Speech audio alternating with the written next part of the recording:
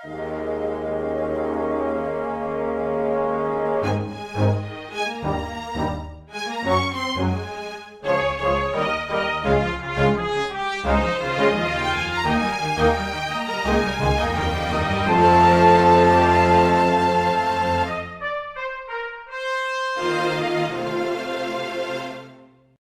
everyone. Welcome to Weekly Manga Recap here on February the 12th, 2020. Nick, Chris, That's me. Manga. Yeah. Yes, We're going to talk about that at some point. yes, we are. We'll talk about other things first. I mean, we're going to have to talk about it, get started eventually because we do have a bunch of series. We'll say, though, right off the bat, I know, Chris, before we started recording, you posted on Twitter about how, like, you kind of lost a sense of perspective of how much manga we read each week because we only have 15 series to talk about this week. But honestly, on weeks like this, I'm glad that we cover so many because there are a bunch of series where I've literally multiple times in the past day or two, I've been like, what the fuck happened in that series? Oh, right. Something that was very difficult to sum up and not interesting to talk about. So, It was one of those moments where I'm just like, oh, there's no One Piece or Seven Deadly Sins this week. I guess we'll just blow through this baker's dozen plus of manga to talk about and be done. And then it turned out there was a Seven Deadly Sins chapter. So What? There is? yeah, I missed it. I'll have to read it now. okay. Nick will buy time. So Well, I mean, I'll read it from the 17 other series that are in front of it this week. I'll just talk about things that are on my desk. So there's a handbook for a class I took almost a year ago. A set of earbuds that don't work because I got them as a bonus from work, which means that they probably cost the company I work for about $3. Oh my God! Everyone's dead. Yeah. Okay. Yeah. Now I got caught up. So yeah, there are definitely some series this week that's like, okay, that was good, and there's some good, interesting stuff to talk about. But it is by volume that we have a number of series to talk about this week that I'm actually interested in talking about. So let's get started. And hopefully when we come to the ones that I don't want to talk about, I'll find a way to do it. So, ready to begin? Yeah, let's do it. All right. Recap of Manga Weekly. My Hero Academia, chapter number 260, Life's Work. The assault by the heroes on all fronts of the Liberation Front has begun. Ujiko has been confronted in his hospital by Endeavor, who is with a bunch of cops, and Present Mike and Aizawa. Aizawa manages to snag Uchiko's ankle before he can get away, and also activates his quirk. And as he does so, the doctor's body starts to age suddenly. And Endeavor's like, oh, so he actually has a quirk. And they guess that he has replicated the same quirk that has been keeping All for One alive for as long as he has been, which makes sense. He would have to have a quirk in order to go through, 9, I guess, generations of One for All and still be kicking. Present Mike grabs Ujiko and is freaking out on him, of course, after the experience that he and Aizawa went through by discovering that their friend had basically been transformed into a monster. And multiple other hospital workers show up and are like, what are you doing to the doctor? Because they don't know what's going on, which is a detail that I appreciate. Just keeping in mind the fact that Ujiko is known to the public as a nice dude who works in a hospital and tells children that they don't have quirks, I guess. Yeah, he's cool like that. Mirko goes bouncing through the morgue towards the entrance to the secret facility that we know about, while everyone else kind of works on crowd control. And Aizawa ties up Ujiko. And he's like, this is, payback for everyone that you've been tinkering with this whole time. But Ujiko suddenly smirks as a bunch of Nomu start storming down the hallway. As everyone had kind of been saying, like, well, we've got the guy who gives them their orders, and without orders, they're just kind of, mindless husks, so we shouldn't have to worry about them. But, oh no, they have acted, and they actually bust through the wall. One of them actually impales Ujiko, and they're like, oh, damn it. And immediately his body starts to melt away because, oh my gosh, he is a double. There's been someone using twice his quirk. And Ujiko's like, all right. So, if an organism is replicated by the double quirk, they can't be nullified by erasure. So that's good to know. Which, of course, makes sense. I mean, Aizawa's ability erases things when he looks at the person with the quirk, not the thing. Mm-hmm. Like if Endeavor set something on fire, he couldn't put it out by looking at the fire. So yeah, Ujiko has managed to replicate twice his quirk, so they've got to worry about that now.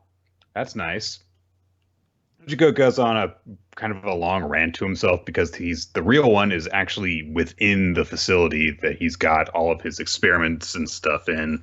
He's got his new type Nomus and vats and stuff, and basically he just establishes that for a while now he's just been having this double handle everything in public while he's been working on Shigaraki.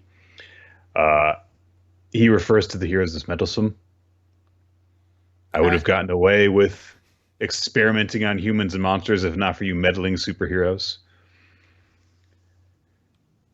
And he also has giant shelves full of quirks that he can replicate.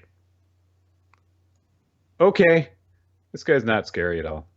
No. Mirko comes storming in. Boom. Kicks right through it. Yep. Everything's wrecked. Everything's fine now. They beat him. Yay. Well, they kill. They do. There is a very important death. Sneakers Nomu has been crushed beneath the fucking shelf, falling right on top of him. So the warp quirks that he is gone, seemingly, because he was shouting over to Johnny like, "All right, gotta go. Warp Shigaraki and me out of here right now." It's dead. And Mirko is like, "Oh, are you the real one?" And she's breaking more stuff, and Ujiko has basically the same reaction that his double had at the end of the last chapter when Endeavor showed up. So, yeah, things are looking up right now. As they're starting to really wreck house. So, yeah. So this is a fun start to it. It's ominous because as someone who's read any kind of adventure story of any kind, you're like, this feels really easy. Yeah, you're waiting for the other shoe to drop. Yeah, you're waiting for the turnabout. I know a lot of people are worried that Mirko gets to do something cool. Is she immediately just going to get beaten in the next chapter, made to look like an idiot or something like that? I mean, who really knows?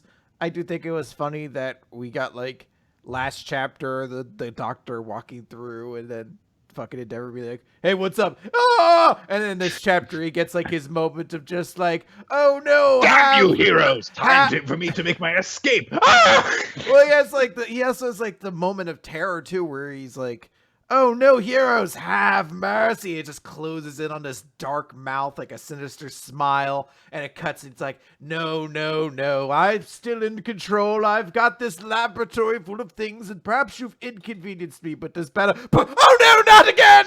No, that small, very squishable creature was my only escape. Oh, why did I not give you faster shoes? If only I paid more money on the new Nikes. Run faster, jump higher, avoid falling things. But yeah, it's a fun chapter. I think it's going to be exciting to see how this arc kind of kicks off with this big energy. And hey, hopefully she does get to do more cool things. So it's cool to see Mirako doing stuff. It's nice to see like that big introduction of like new heroes that are supposed to all be very important. And it's like, yeah, at least a couple of them are.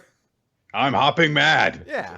Okay, bunny girl. Yeah. You know what? Let's keep. You know what? Hey, you're not eating zero. You didn't say the wind 6 times this chapter, so you know what? You can keep to your gimmick. That's fine. I did show off my crotch on this high kick. Okay, well. Well, hey, come on. That was a compliment that you didn't do an Ian Zero thing. All right. Let's move over to Actage. Scene 100, Roadshow. So, I'll say this for this chapter. I can actually say what happened in it and actually summarize it and feel confident in summarizing it, as opposed to a bunch of the previous chapters where I'm like, they like performed a part of the play and I guess it's going well, but also not. And yeah. Kuriyama falls through on his idea to have Chiyoko attend the opening of Death Island. That's the name of it, right? Death Island? Yeah. I think that's it. Yeah. And Chiyoko is super like depressed basically after seeing Kei's performance.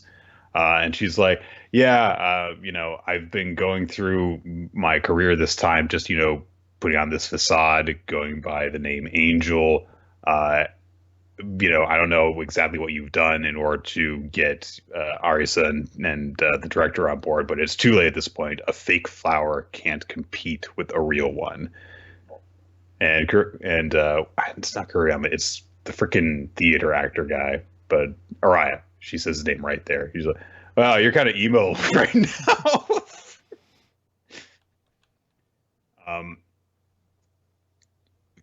Asahi is there too. Or is it Asahi? There's so many characters in this series, and I haven't actually done a good job memorizing them all. Which one? But it's the former actress producer lady, who rejected Kei. I would just say Stars producer. Stars producer lady. Mm. So that's going to be a lot of Stars lady. All right. So the new superhero on the scene, Stars lady. She'll have a great movie that everyone will say didn't do well, even though it made $1 billion. Yeah. So, she's basically said throughout this whole chapter that, things were great when Chiyoko would just, not have to worry about trying to be a good actress and just did what I fucking told her to. Basically. They, watched the movie and they're showing it's weird to see like Chiyoko from this part of the series when she's acting again, because she does seem so not her, because she's doing her old form of acting that we haven't seen since that movie with Kei. And Chiyoko's just thinking to herself as she's watching it, it's like, I've just got all these disgustingly beautiful expressions, but no matter how many times I see this, every time that she's on screen, my eye goes to her, and even when she's not in focus. And she starts to leave, like right at the beginning, because she just doesn't want to have to deal with actually seeing this and being reminded of how bad an actress she is in comparison to Kei in her eyes. And Kuriyama stops her and just yanks her into the chair. Oh, that's Araya. He has too similar a hairstyle to the director. This is going to be difficult for me as long as they're working on the same project. I went into this podcast, the entire half a week leading up to this, thinking that he was the director, but he doesn't have the scruff, so that's Araya. Yeah, okay. It's Araya. This is a ship tease. Is it? Yeah, it's a little bit of a ship tease. He grabs her and pulls her into his lap. I guess he does. Whatever. So Araya says, like, you're like a doll. You have these perfectly calculated expressions. You're this unreal hologram projected in an ugly reality. So that's why this doesn't, really work. You are this perfect entity in this movie that does not fit that. So it's superficial acting. And despite that, you taking that to that extreme, this is what gets you all this adulation. And because of the way that he's pulled her down, she can actually see behind them and see the audience all staring enraptured at the screen anytime that Chiyoko's on screen in the movie. And it's a cool shot. I will say, just all the people behind, the characters who know how movies work and stuff like that, just kind of looking with their different expressions. And then there's like almost a horde of zombies behind them, all enraptured in what's going on. And then at the very end of the movie, of course, we have the moment where Chiyoko thanks Kei. And I want to say that, like, she probably actually watched most of the movie while she was in Araya's lap, it looks like. If not, they skipped over a big chunk of the movie because we don't see it. So at the end of it, Kuriyama says, "Hey, so what did you think of Momoshiro's performance to Asahi?" And she's like, "Well, of course it was perfect, except for the very end." And Araya says, in that moment, though, there was an actual flash of emotion on the stone idol's face. And that's actually the best part of this movie. And he actually thanks Kuriyama for like making him sit through the rest of the movie because, the tedium of sitting through the rest of it makes that part really shine. And he's sitting next to the director of the film. But of course, Arisa has the exact opposite impression of the movie, which is, everything about her performance was great up until that ending, and the director's was great at enhancing that.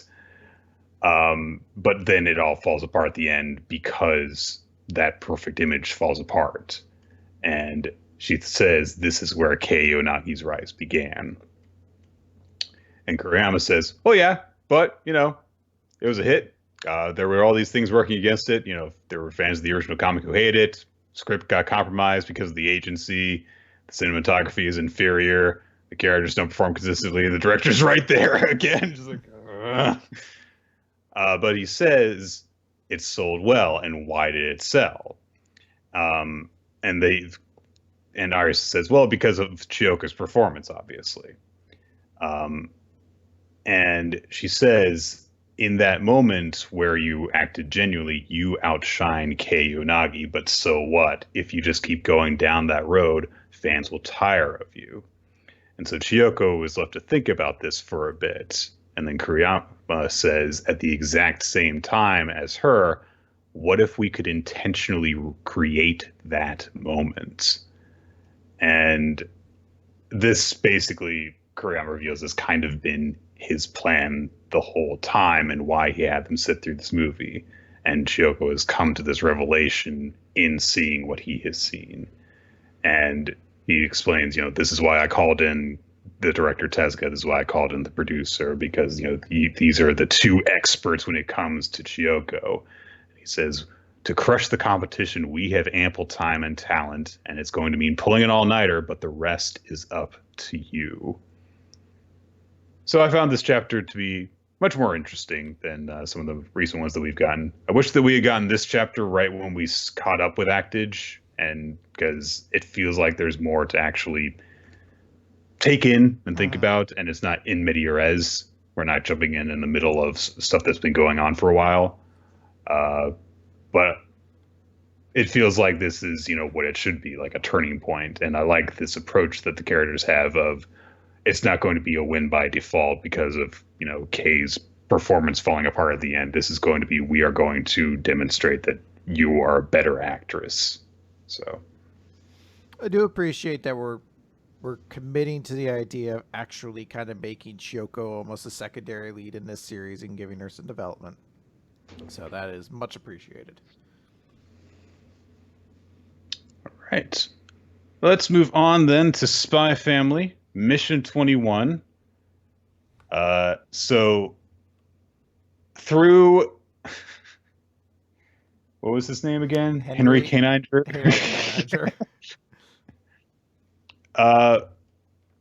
there is an image of Lloyd dying, or not dying, but a bomb going off and Lloyd being buried under the rubble. And so she gets to the clock tower where this is set to occur. It's 30 minutes before the bomb is set to explode, seemingly. And I love this detail. Anya doesn't know how to read clocks, and she doesn't know how to tell time. So she's looking at the clock and she's like, when is it gonna happen? Doggy, show me the future.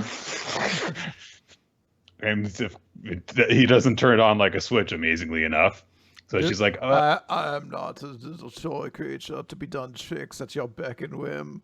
I do it as I want or if the treat's involved. why do you need so desperately to be able to tell the time? There are only two times. There is nappy time and there is walkie time. You should just get a switch. So, Anya looks up at the clock. It's 4:30. The bomb's set to go off at 5. She doesn't get this, so she asks a random old man, like, when is the clock gonna go ding dong? Oh, it does it on the hour, so it'll be in about 30 minutes. And Anya's like, 30 minutes. Okay, we have to hurry. Is 30 minutes a long time? This stupid little kid. Henry K-9 grabs her by the neck and takes her around the corner because the villain, I think Keith was his name, has shown up on the scene. He's got his own dog with them. The dog seems to detect Anya and Henry K-9's presence, but Keith just kind of like drags him away because he doesn't see them. So he's like, oh, stupid dog. Gets him into the car to drive off. And Anya reads his mind as he starts to get away, as he thinks, I hope that the trap I threw together does the trick. And there is a bomb hooked up to a door. So Anya realizes that, that explosion's, he's responsible for it. And the guy, like a true movie villain, is like, come and look for me, stupid pigs. The second you step through our hideout door, boom! At least he is actually just thinking it, not saying it out loud. And I really appreciate that this is sort of like a mission involved with a combination of like the two supernatural powers these characters have, of like using the future to find out this bomb's about to go off, and then Anya reading his mind to find out where it's going to go off, and like more of the fine details. Filling in the gaps from the clue that she got earlier. Mm-hmm. And there is a little bit of extra because, Keith actually sees, like some old people talking, some kids chasing each other around in the street and stuff. And he says, there might be some collateral damage, but this is all for the greater good. At least you can take pride in dying for your country. So Anya is running around in a panic with Henry K-9 behind her. And she's like, all right, well, the big hand has moved from the 6 to the 7. So we have 7 minutes left. Wait, you gotta. I don't understand. Is it she's specifically going to a school that's insanely advanced for her age? Like, weren't they doing like kind of kids' minds? I was like, no, no, they didn't do like a like a time teaching class at any point. I don't know. She comes to a door and she thinks, oh, is it this one? And she starts to reach for it. And Harry Cantor is like, woof! And she's like, all right, it blows up if I open it. When the dog is smarter than you. So she searches around and sees a little window that leads into the room instead. And she manages to squeeze her head through. She sees the bomb. And she's like, all right, if I can disarm it, I can save Papa. And she tugs a glove on, and she's like, this is so I don't leave fingerprints, whatever those are. Like, even in the most tense of moments, the little details of this kid playing pretend and not understanding what she's imitating. So she, moves like a box over to the bomb and is like, what do I do now? On TV, they just have to choose whether to cut the red wire or the blue wire, but all these wires are black, and I don't have wire cutty scissors. So she's, desperately trying to figure out what to do because, oh my God, Papa's gonna die, and maybe I could tell him not to open the door, but then he'd figure stuff out and he would get rid of me. But if he dies, it'll be worse. So she looks around, and wouldn't you know it, Chris? Fortunately, someone was eating Whack Donald's nearby. Well, yeah, Ba-da-ba-ba-ba. I'm not dying in an explosion. So Lloyd and the other agents arrive, and they see in ketchup the word "no" on the door, what looks like a pineapple with an arrow pointing towards the knob, and then some spikes which vaguely resemble an explosion effect. And they're like, "Oh my gosh, is it a message in blood?" And Lloyd's like, "I mean, maybe it's ketchup. It kind of smells like it." So one of the other agents is like, "Go ahead." I like how this is exactly how a kid would do it too, when they write "no," and then they only know of bombs from cartoons. So she draws what she imagines a bomb to look like, and then just a cartoon explosion next to it, and she's like, "Done." My message was perfect. That's gonna have to do it. I love how they're trying to read, and one of the agents is like, "No eggplant." So, the agent's like, "All right, well, the minister's supposed to leave in 8 minutes, so I'm not going to let some punk college kid get to him first." And he reaches for the doorknob, and outside, the clock ticks towards 5 o'clock. Anya's waiting outside, hoping that Papa got her message. She's got a little bit of ketchup on her face. Do you think that she ate the fast food after? That would be great. She's like, "I'm going to need my energy." She just fucking wolfs down McDonald's. It's like, if you're not going to eat the sweet and sour sauce, leave it for me to lick up off the floor. Anya spends 15 minutes trying desperately to make this message as clear and detailed as possible. "All right, let's go." Henry's got his face stuffed in the bag. What? But no, there are still 5 stuck to the bottom. The eternal struggle of a man or dog to attain his eternal wealth. So, time is running out. It clicks towards 5. The bomb doesn't go off. And Henry twitches, and Lloyd reappears in his vision of the future, and everyone's smiling again.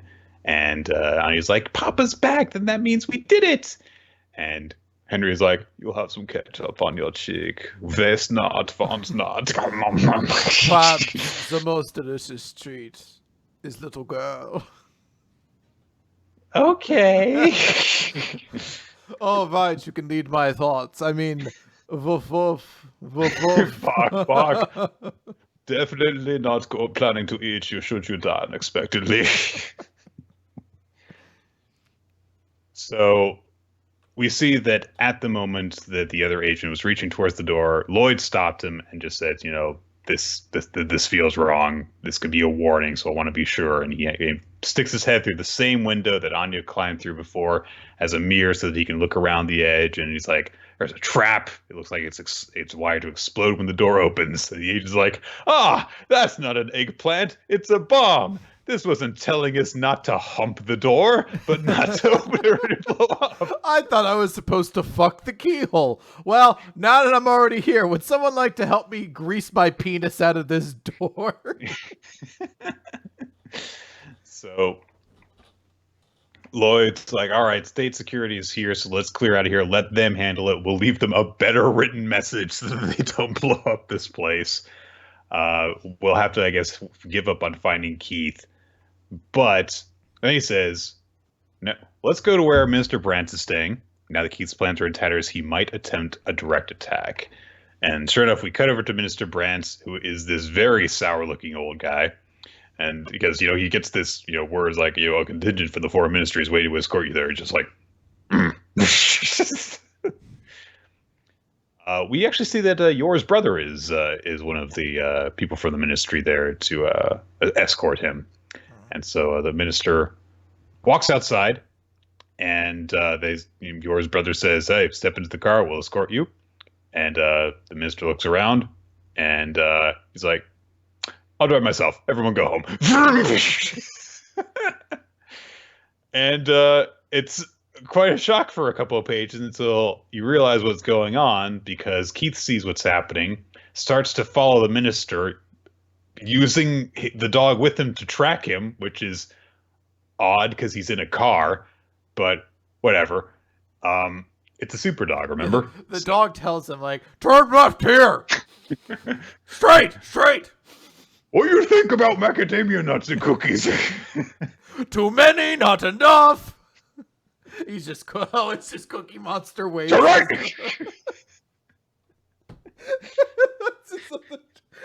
It's another navigational system. It's an even like less reliable navigation system though, because he's just like, "There's a cat over there, go!" You're supposed to be leading me towards the minister. Just slams on the gas. Go now! Chase that car! Chase it! I wanted to catch it. I don't know what I do with it, but catch it.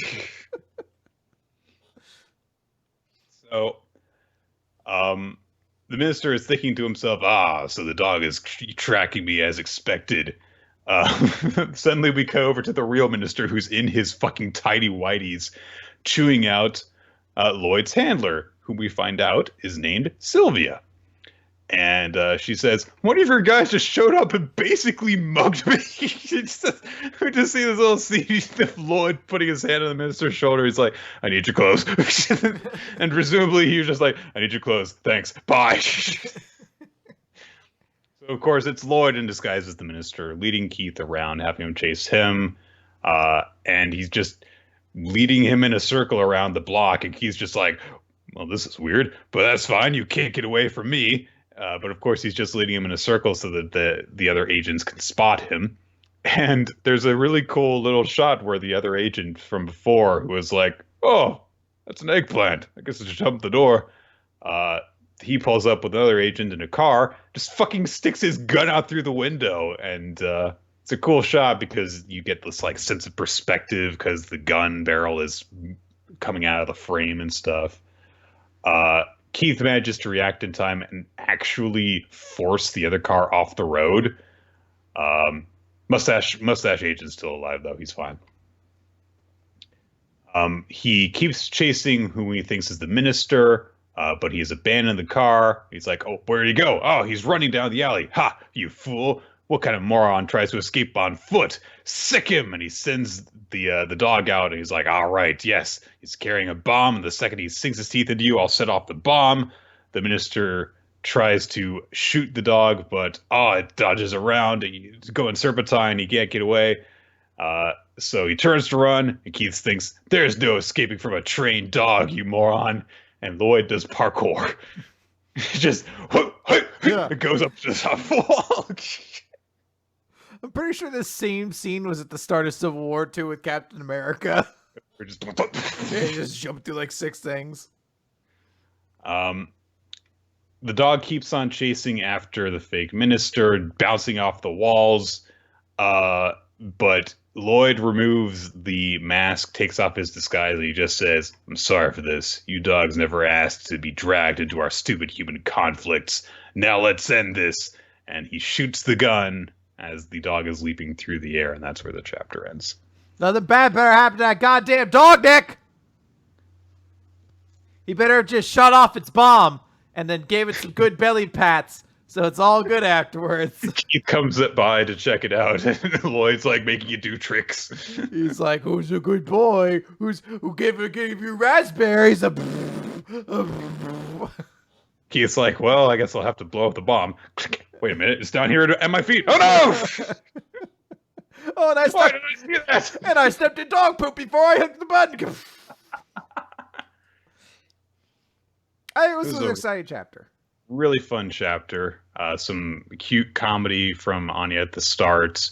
I love that, again, she found a way to save the day without giving away her powers, and did it in a very little kid fashion. And then at the end, suddenly it got really exciting with the big car chase, the freaking parkour by Lloyd in disguise and stuff. So Really like this chapter. Mm-hmm. All right, let's move on then to Eden Zero, chapter 81, Intercession. Before we get into the chapter proper, Okay. I will say it was a very repetitive chapter, but I appreciated what it was trying to accomplish at least. This opening page is very shameless, though. Hey, that's the most comfortable way to play video games. Knees up on the couch, bent up over the top of the couch, back arced, butt pushed out as much as possible, head turned over your shoulder, not actually looking at the screen. There has never been a more comfortable way to play video games. I dare you to find one. What's happening here, I'm sure, is Hermit has a controller and Pino has a controller. They look kind of like they're switches. Switch controllers. I think they're supposed to be switches. So clearly what's happening is they're actually playing a game together, and they're both looking at the TV screen, and that's what's going on. So it makes a little more sense, I guess, than if Hermit were actually looking away from her screen that she would be playing on. Yeah, sure. Let's go with that. So the chapter opens, and Daiko can torture again. He's removed his ban, even does a little dance about his torture ban being lifted. Ta-da! And he's gonna torture Rebecca. So, like, all these vines that he, like, used to hold her to the wall start, like, crawling along her. And they're really painful. It's called the pain tree. It eats it to the target, and it adds pain wherever it goes. So it's really, really painful. Rebecca's screaming. And he's like, oh, I like this scream. Let me hear more. And then before we would hear much more, Rebecca turns into water. And I don't know this guy's up name. A little bit from the pain. Yeah. I don't know who this... I remember who he is. I don't remember his name. They say it. Who Laguna. gives a fuck? Water dude shows up and is like, if anyone cries in front of me, they turn into water. And he's like, hey, you know you're not supposed to hurt her, right? We work together.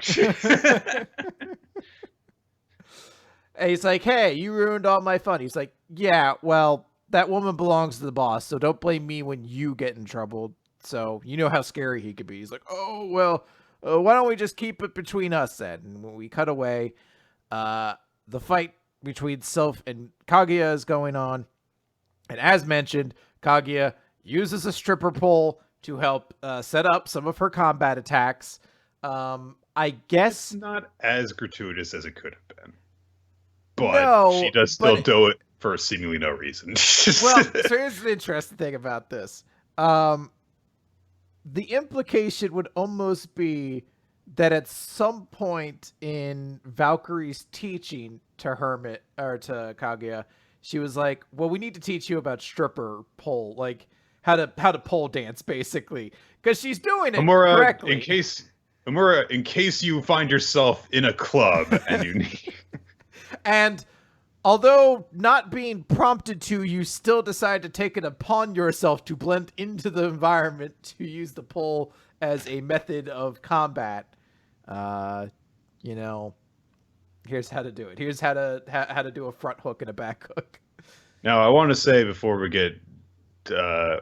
harp on this too much, there are plenty of people who take pole dancing lessons not because they want to, be erotic or whatever, but because it's just fun and because it is a great form of exercise. It is very difficult to do.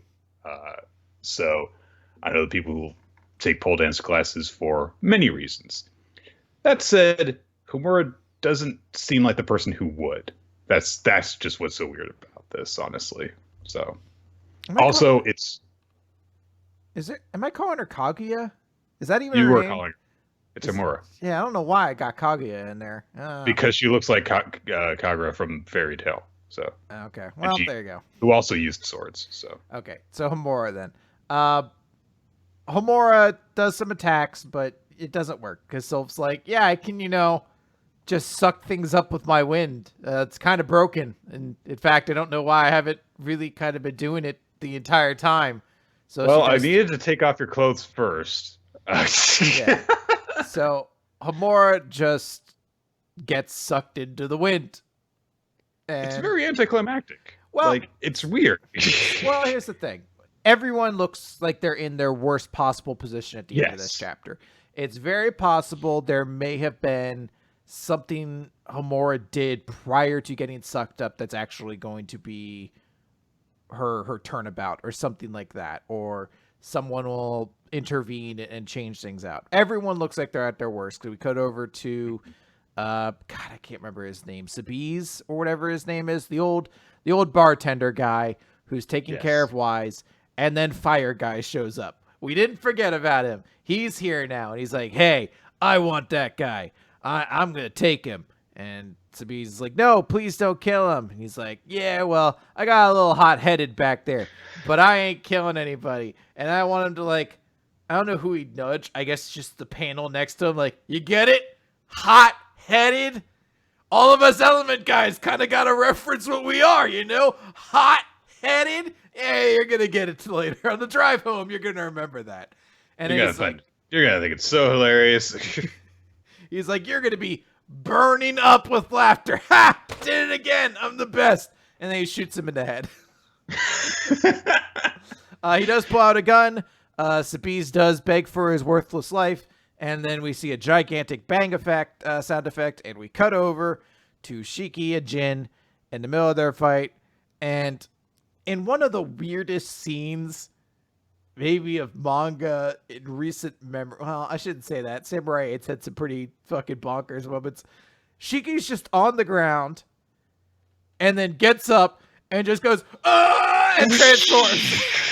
And it's immediately joked about, like in a couple pages, but it is very confusing. There's no like build up to it. There isn't even like a big speech or anything that like leads up to it. He just gets up and in a small panel is like, ah, and then boom, he's transformed into his new form. His hair changed color. Yeah, and he's got little wavy symbols around his head as well. Jin's like, you can overdrive too.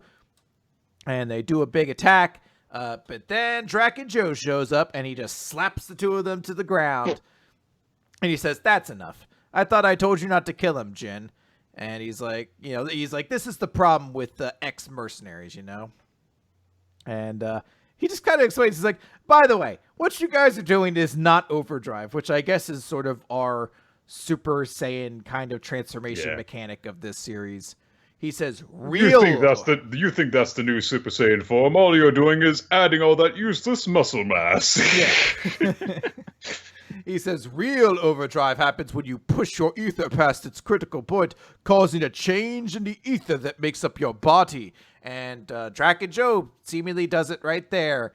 And his body changes composition entirely. It almost makes it look like his entire head is made out of like stone or something else. His entire body seems to be morphine. I guess this is a way to thematically... Well, he's got the alchemical ability, so... Yeah, well, I guess this is also a way to thematically tie him in as the leader of the Elemental Four or whatever.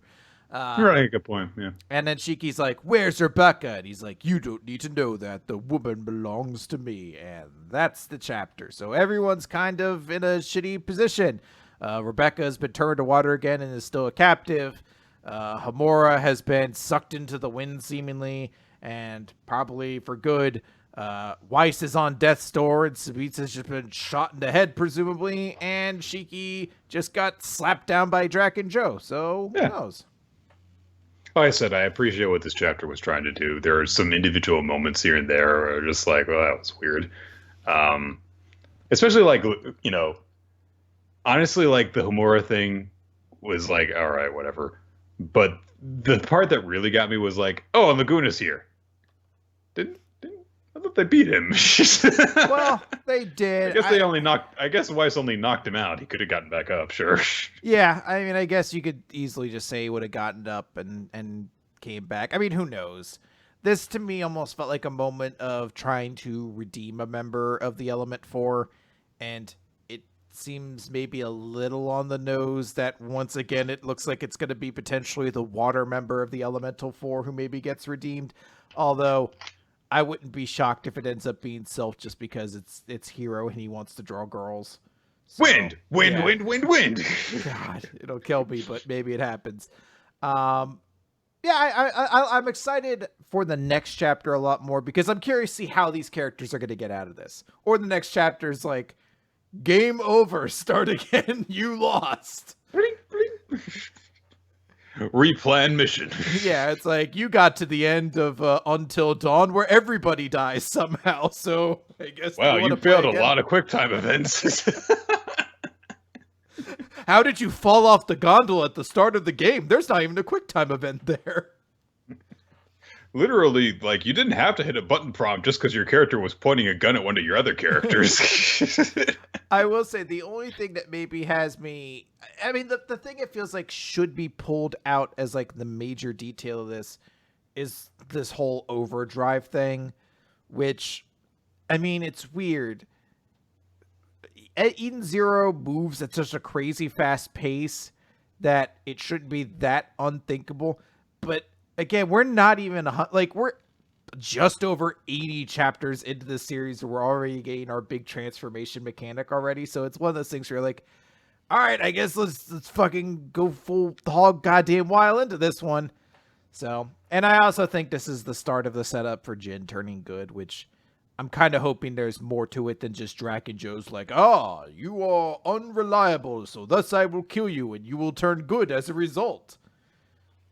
Or something like, you can't, it's like I said, you can't depend on mercenaries, and then, he proves himself by helping them. Yeah. Yeah, I'm expecting something along those lines. All right, let's get into our block of newer series, beginning with Guardian of the Witch, chapter number 2, Escape. Well, this kind of disappointed me. Kind of felt like we're going back over stuff in order to reestablish it that we didn't really need to.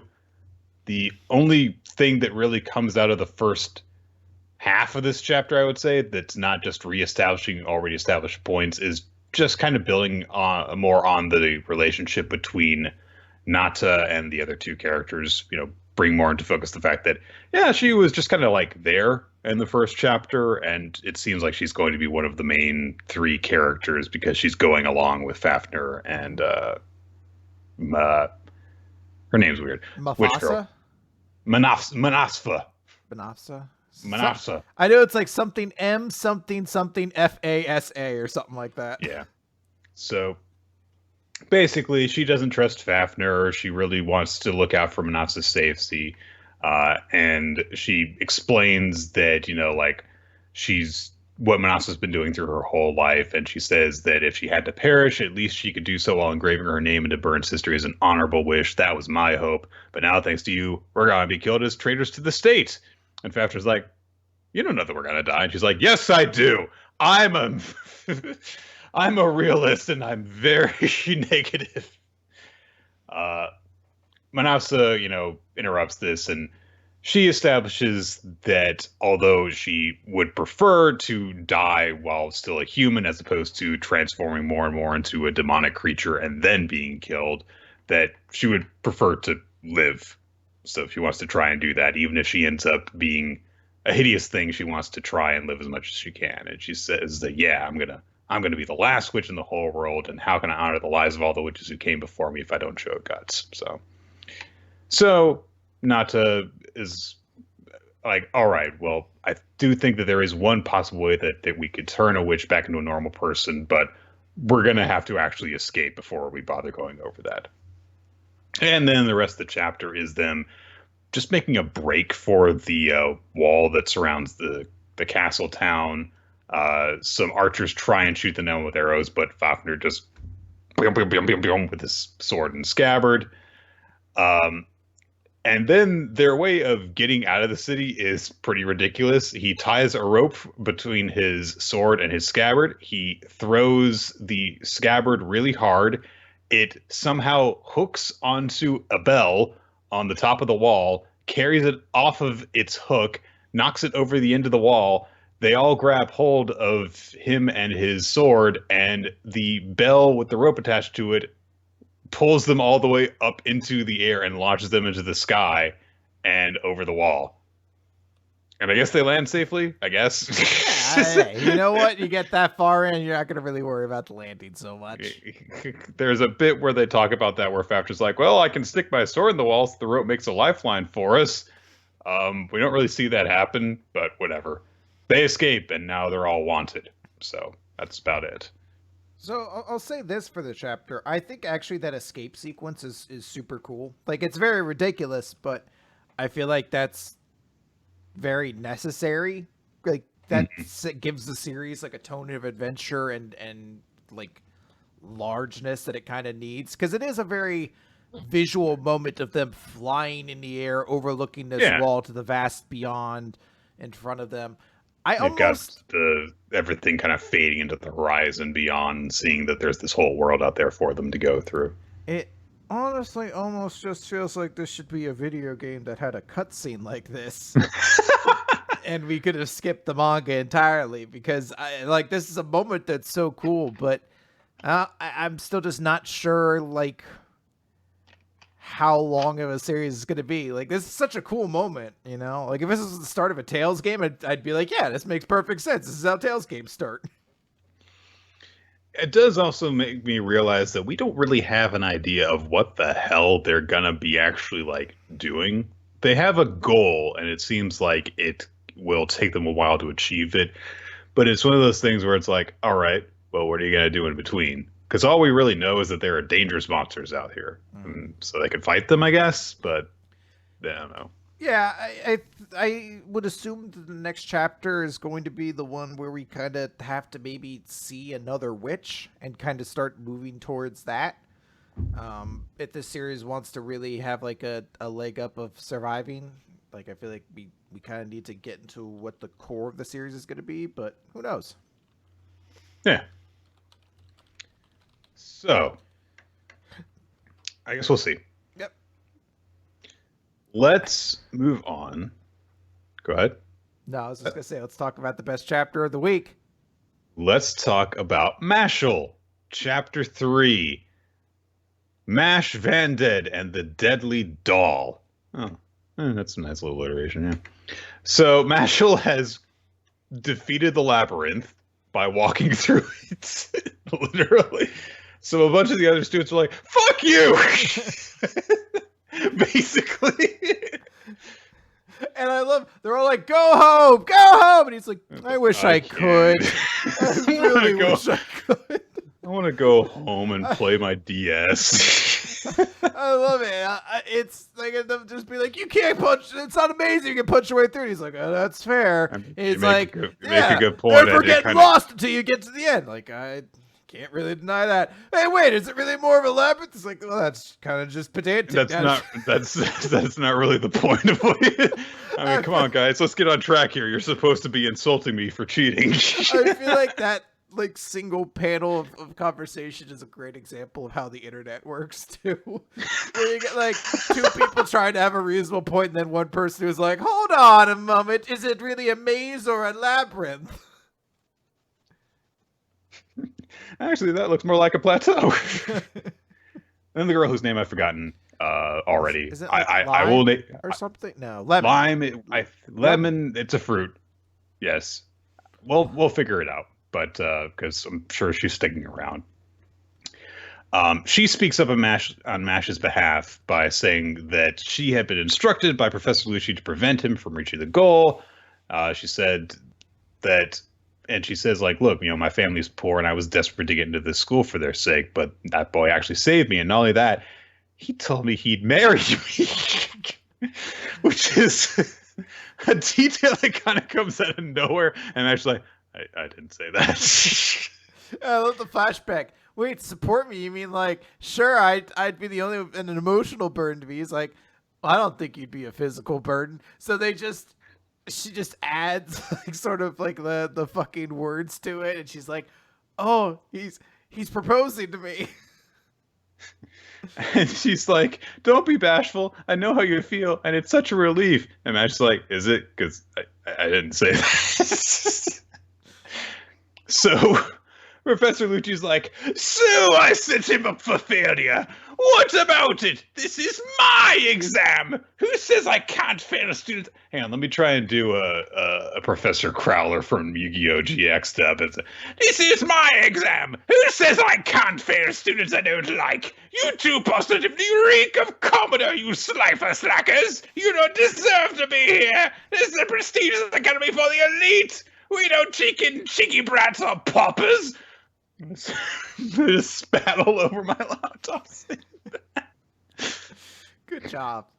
So she goes on this long fucking rant. It's like, I'm failing you both, and unless you wish to challenge the decision of the Magus Cum Laude of Professor of Eastern Magic Academy, that is if you dare. Fucking Mash just reaches out, just snaps his swan in half. I fucking love Mash. He's just like, that was uncalled for.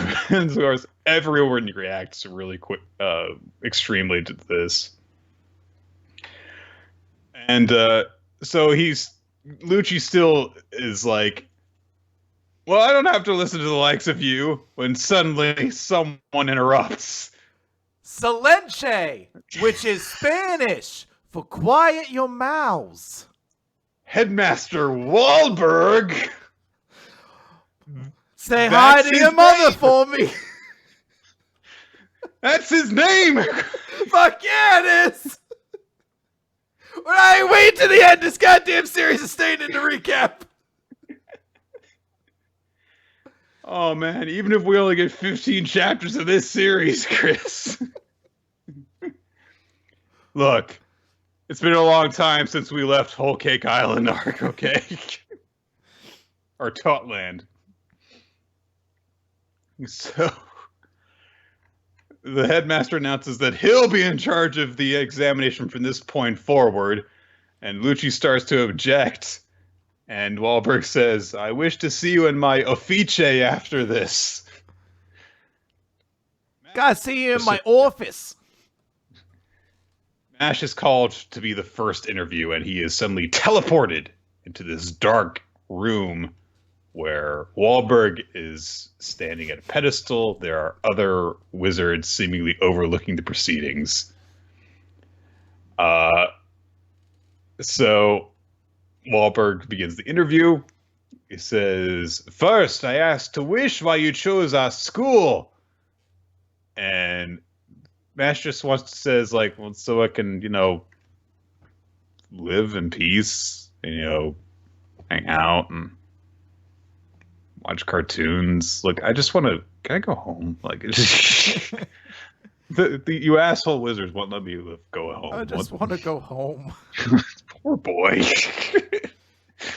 And so the other teachers are like, that is not an answer. Ask him to explain. So, but instead, Wahlberg is like, that is sufficient. Next question. I hear you stopped to save a girl, even though you were running. This is just getting into like a Jewish grandmother impression. Hey, Bubby, you were trying to help the people out, and then the Sphinx showed up. You tried to escape. You got him away. What are you gonna do? Hey. And Mash says, "Yeah, I guess I did that." And Wahlberg wants to know why, because that put himself at risk of failing. And Mash says, "Well, if I didn't do that, I think I would have regretted it." So Wahlberg says, ho, ho, ho, ho. So you were a good little boy. You gotta get Christmas presents early this year. You will, Mashugana. He's asked if he considered what if you weren't able to defeat the Sphinx? What if you weren't able to break through the walls? And Mash says, well, even if I couldn't, I still had to try. Wahlberg finds this to be very amusing, but he says, but that shows you do not yet understand the ways of this world. There are many creatures in existence more powerful than you. When you find yourself facing them, hopelessly outmatched, I wonder, will you take those same Actians? What if you were to face someone like myself? And we get a bit of artwork that we have definitely not seen out of this series so far. This is very impressive looking and very terrifying. Like how a bunch of people are like, oh, it's like Mob Psycho 100. Like, the artists can't really draw, so it's just going to look like... Oh, no, hold on. They're really good. They're really, really good. Turns out he just chooses not to use his art skills through much of this. So I'm not sure how to describe this other than a horror movie concept.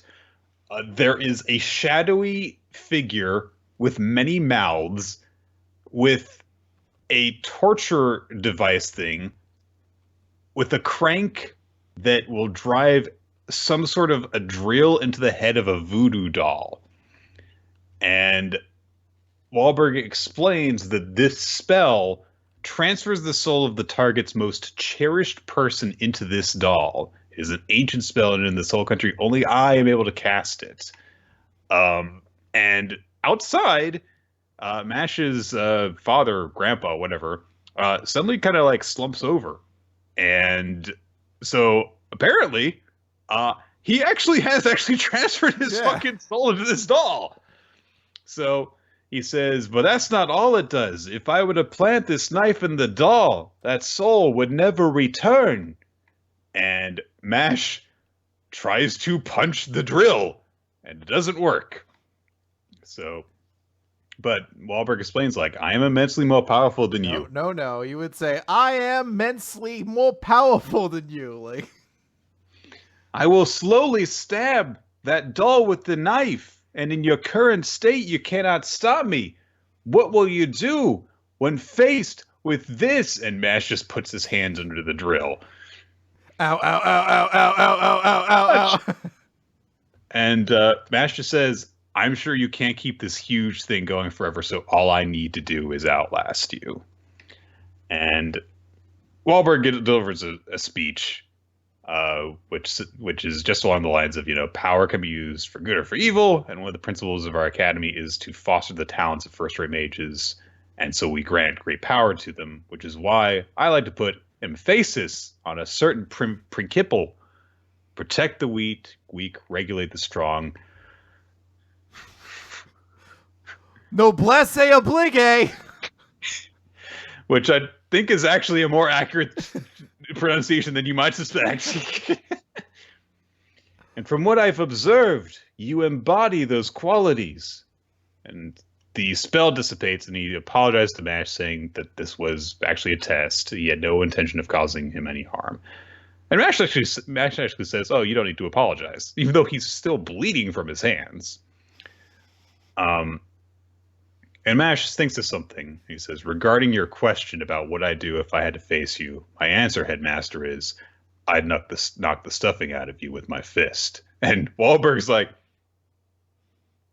ho, ho, ho, what insolence!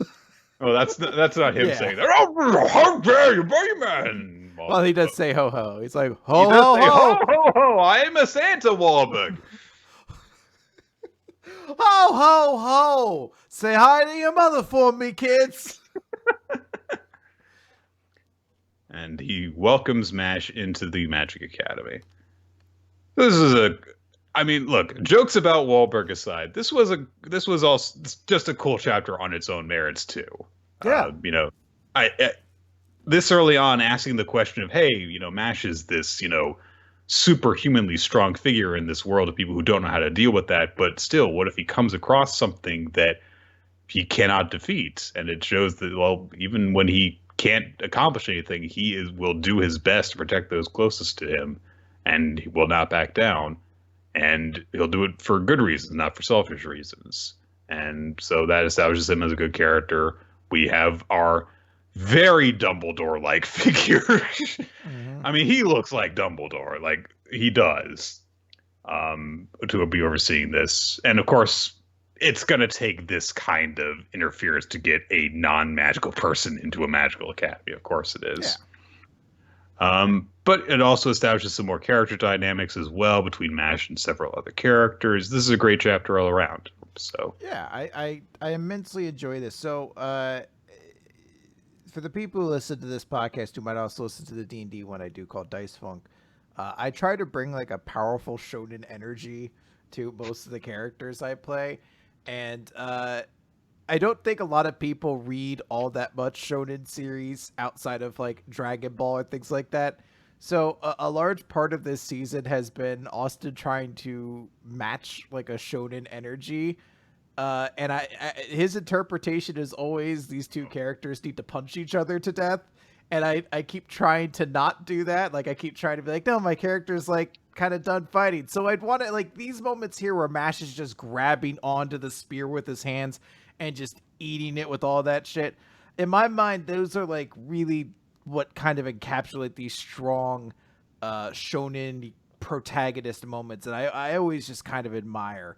And it's one of those ones where it's tough to, like, I think get that across necessarily to some people, but man, it's just so well done. I fucking love Mashle. I almost call it Mashable. No, Mashable sucks. Mashle's great. Yeah. So yeah, we're gonna keep on following this series. So yeah.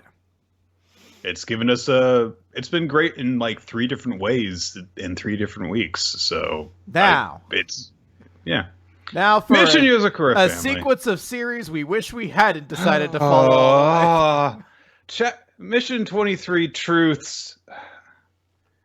So we learned in this chapter so many things that were clearly planned from the beginning of the series and are not random. Okay, so Mission Yozakura Family is probably ending soon, basically. Guess what? Tayo saw the bomb thing coming, and he's fine. He didn't get shot in the head, and everything's fine. And they have stopped what's-his-face, Elton John politician guy, and the triplets see that they're cornered, and so they abandon him. They take Elton John politician guy captive and start to escort him to prison with Tayo guarding him in the police van. And Elton John politician guy is like, even though you lost your entire family in an accident, you've continued to soldier on. You are an excellent rookie in the Yozakura family. Basically revealing that he's got all this information on him. How unfortunate that you believe that it was all an accident. Hide Asano, Akari Asano, Hikaru Asano, the car plunged down a cliff on a rainy day. Your family died instantly, but you survived. It was a miracle. But sometimes miracles are created by humans. And Tayo points his taser gun at him, demanding that he explain what the hell he's talking about. He says, I have no reason to answer you, but as an elder in the underworld, let me tell you one thing. There are many hidden truths in this world. And gasp, the deputy prime minister has been kidnapped. Oh, what the hell? Oh, and actually, these bonds aren't holding him free. He's fine. And he drops a dangle, and it blows up the truck, and he escapes. And it turns out that this was actually deliberate by the spy organization so that they could track him. And it turns out Kuriri was actually what's known as Kurogao. And he's a super spy, a legendary spy who did secret maneuvers in politics. So we planted a GPS on him so we could track him. And Kurogao, Elton John politician guy, who's not really a politician, he's a super spy, shows up in front of the deputy prime minister while they're broadcasting a message to everyone nationally. And he rips off his Elton John wig, and he's actually old dude with stern face and he's Philip Seymour Hoffman with contacts. He's very Philip Seymour Hoffman-y. I'm actually the guy if you thought you had killed off. And the deputy prime minister's like, Kurogao! And Kurogao's like, I'm not here as leader of the Kuriri party, but as a father of a child who was killed. You are the one who knows about everything, and I want to take you down publicly. So he points a gun at him. He's like, will you tell the truth and have your character assassinated, or will you refuse to confess and die physically? And he's just like, if I could be made to tell the truth so easily, I would be the failure as a politician. And Kurogao is like, I thought so. Farewell. But the broadcast is cut off. Because Tayo is there, and he cut the broadcast off. And he's there with his taser gun. He's like, let him go. And that's the end of the chapter. Oh, my God. So much happens in this chapter that clearly was not supposed to, and I don't care about any of this. So I honestly, like, the twist tease of Tayo's backstory doesn't actually feel that out of place. My big issue with it, and this isn't even, I think, because we're trying to cram too much. I think this is just the pacing Mission Yozakura family likes, because this has happened before, where first page is like, oh, we think it's exactly as it happened. Tayo has been shot in the head, and the bomb has gone off. The bad guy wins. But wait, no, the first turnabout, they're actually all okay. The heroes get together, and they capture the bad guy. Okay, and then we get in the car, and the Elton John politician guy is like, but what if everything was actually an accident and there was all these things? And what if you weren't actually in control because I'm free? The second turnabout! And then we follow him over and we get into the base where he sits down and he's like, I'm the bad guy. He takes off his glasses. But what if you, the politician, were the bad guy? The third turnabout! Like, no, we can't. It's like, calm down, guys. There's so many like back and forths in this chapter that it's just like, well, let's ease off the gas a little bit. I actually like it, but I think there's like 5 twists, I guess, in this chapter that happen, and so it's completely unrecognizable how we got from the beginning of the chapter to the end. Yeah, like if you happen to skip this chapter, you'd be like, "What happened?" Like it's insane. We get to the end of the chapter and it's like, no, we had to stop Kurogao because he's actually kind of he's gonna go too far. We can empathize with him that he lost a child to this man, but we have to stop him so he can't go this far and all this sort of stuff. You're like, the last chapter ended with him blowing up a building. I don't know how we're here already. Yeah. Samurai 8, chapter 37, Rivals. I have read this chapter like 3 times, and I can tell you like one thing that happens in it. I'm going to skip so much of this because it basically boils down to they decide to work together. And that's all that you need to know. Fucking Mr. Plinkett came in. They're working together now. I was like, all right, that was a pretty good summation of chapter 37. Like, they've all been brought together, the cat samurai and everyone. Dharma wakes up and stops them from trying to fight because Send the Silent's like, you're under arrest. And Dharma wakes up and is like, no, don't fight. And then they're like, Dharma's like, you finally found one. No, 2 of them? I can sense a powerful gravity. And Hachimaru's like, you mean that cute little girl in the back is one too? She wasn't on my map. And they're like, well, she is not yet a samurai, but she possesses a gravity close in strength to yours. They still have not explained what gravity actually is. It's a very important thing. They don't actually say what it is. We'll figure it out eventually. A discussion ensues. Yes. Character development happens because Anne, while all of the people who are plotting stuff are going on, she goes over to where Goku is, and she's like, oh, yeah, I'm a samurai princess in training. I think it might be better if you take part in their important samurai discussion. He's like, no. You take a seat and relax. And she's like, but this is my job. I serve food and tea for people. And Goku says, I don't think it's quite right that the samurai is the one who sits and the princess is always the one who serves the tea. I happen to think the reverse would be fine as well. And he's like, I picked up some, good tea along the way, so, don't worry about it. And then he introduces himself and asks for her name, and Hachimaru's like,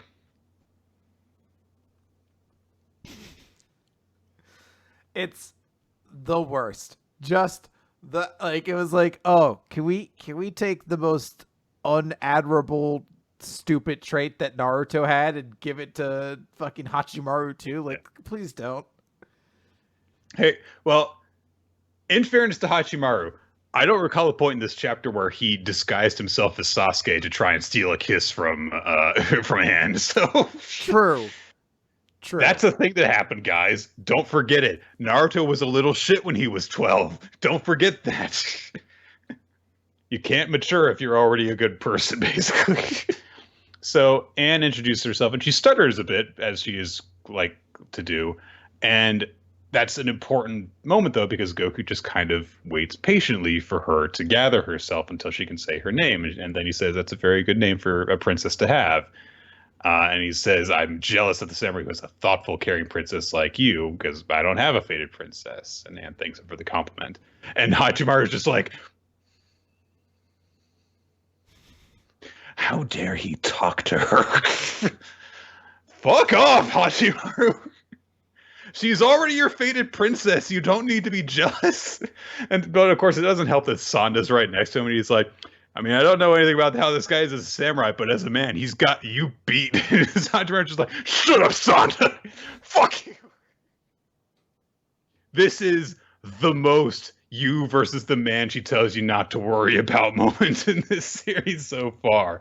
But it's just like, yeah, hey, what if there were a person who were just nice to Anne? So Goku serves tea to everyone.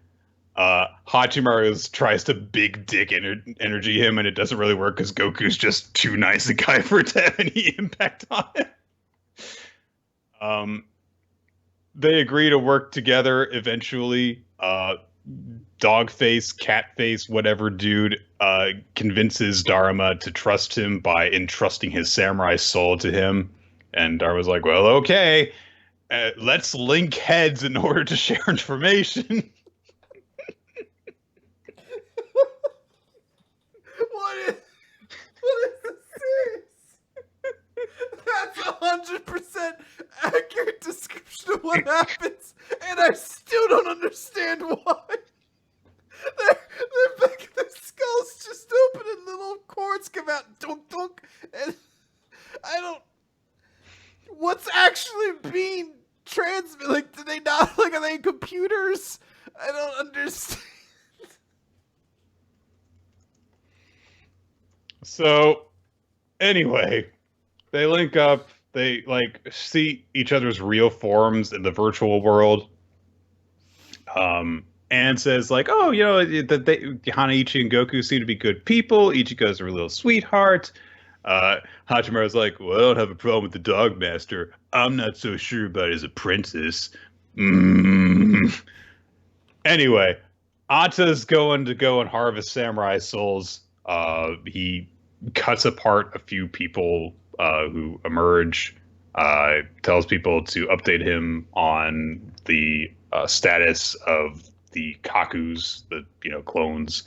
The samurai he's defeated can't regenerate because it's important that we just take away that power when it's narratively convenient, basically.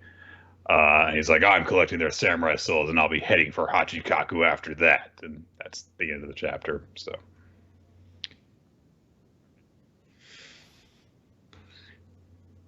Good times. Yeah, you kind of described the chapter when you were like, they work together, and I guess that's a very big deal for these characters who apparently have history. Have a very long history. They're rivals, yeah. Moving on. Zipman, Chapter 9, The Mirror of Imprisonment. So, two things happened this week. One, found out that Zipman's not doing too well. In terms of response to it, seemingly, according to the table of contents for the week that this chapter came out, it was at the very back of the book, which, generally speaking, is a very bad sign for how a series is being received. It is not the be-all, end-all in terms of how a series is doing, but for a series this young, it tends to be a bad sign. The other thing that happened was that this shitty fucking chapter dropped. So, remember how Mr. D was like, I've discovered the Zipman's weakness? He was wrong. He gets beat off screen in one. It's immediately defeated. Because basically, Koshiro and Kagami figured out how to use a new technique using the QD beam thing that they got from the magical girl zipper guy. This series makes a lot more sense when you finally come to realize that they're just grabbing powers from other characters. Pretty much. Something I probably should have learned like 6 chapters ago when they probably first introduced it. Well, they actually did that, yeah. But I've just been sitting there, I was like, oh, they use everybody else's powers. That's pretty cool.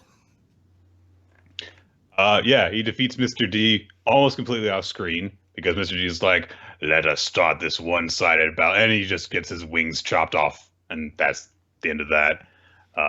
Flamehead guy is like, Mr. D is really confident. Wonder what the weakness he found was. Oh, well, I'll just have to stay here. And, oh, hey, he's here. And Zipman comes through the wall. He's got Mr. D's wings coming out of his back now. It's a very kind of Gurren Lagann thing where it's like, I've defeated an enemy and I've absorbed one of their powers. And so he's kind of like decked out and, you see like the legs are a little bit different because there's different things attached to him, and that there's things coming back. It's a cool visual.